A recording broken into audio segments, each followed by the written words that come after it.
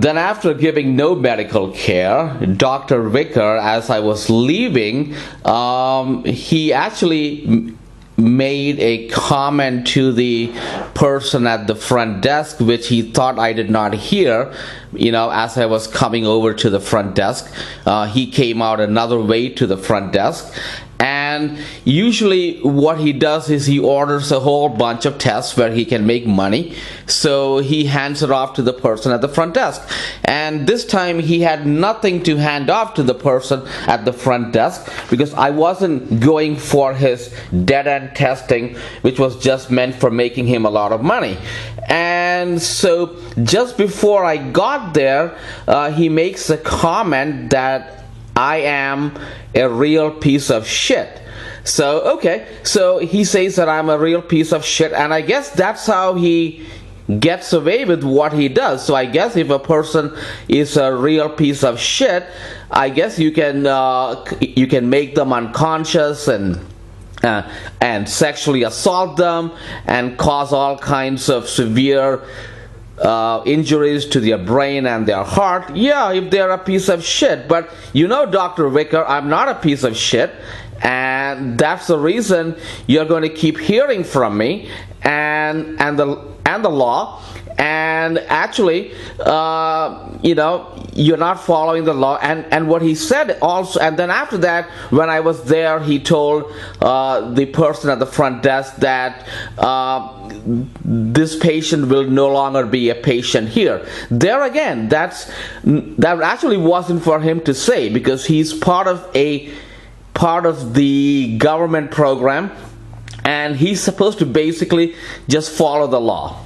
And not only is he not following the law, it's very clear he's aiding and abetting first-degree sexual offense, and he has a good chance of going to jail just for that. So when he gets caught in this lie again, he cannot win this argument, and you can see he's again trying to change things and trying to change the topic and trying to get me out of there. And so this was another point that he lost. So even though he's the skilled physician with the physician's training, he's literally getting slapped down at every point, because he's lying about everything, obviously, and so he has no chance to win.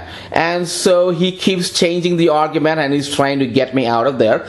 And he tells me that I don't need to come back and see him and so forth. But really, he's a contractor for the government, and he's supposed to be giving me medical care. And nobody forced him to join this plan.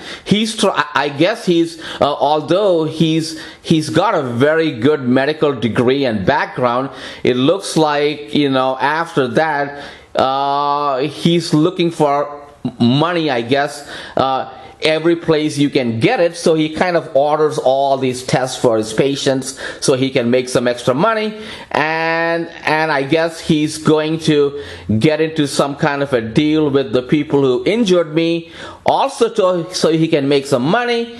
And obviously he's in this government plan where most of the neurologists in this area are not. I have very limited selection in neurologists. I can go to his practice and I can go to another practice. That's all the selection I get for neurologists in this government plan.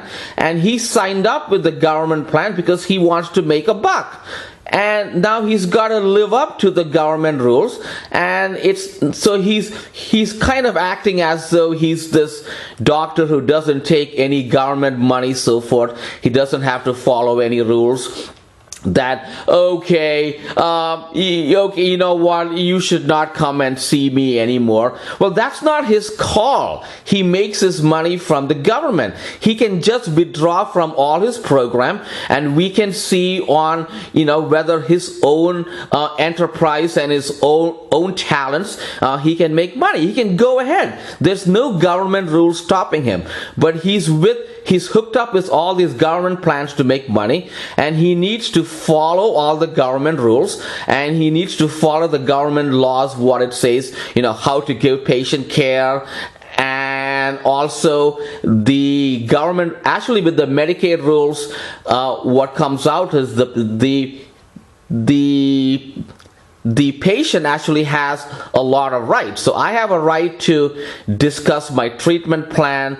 I have a right to tell the doctor what I think, where I think the doctor is wrong. I have a right to say why this treatment plan is not good for me. I have a right to do all this, and he's not letting me do any of this. He seems to think that I went to his house or something, and he's kind of just asking me to leave his house. No, he's on this government plan. He has to follow the rules. So you can kind of see he's someone who wants to make a lot of money, or make money from every source he can. I don't know what happened to him. He really has a good background, education and training wise, but it seems like he's this unscrupulous person, and I don't think he's the kind of person anyone should go to, because not only he's going to rip you off, or he's going to make you go for all kinds of tests you don't need and bill the government or bill the insurance.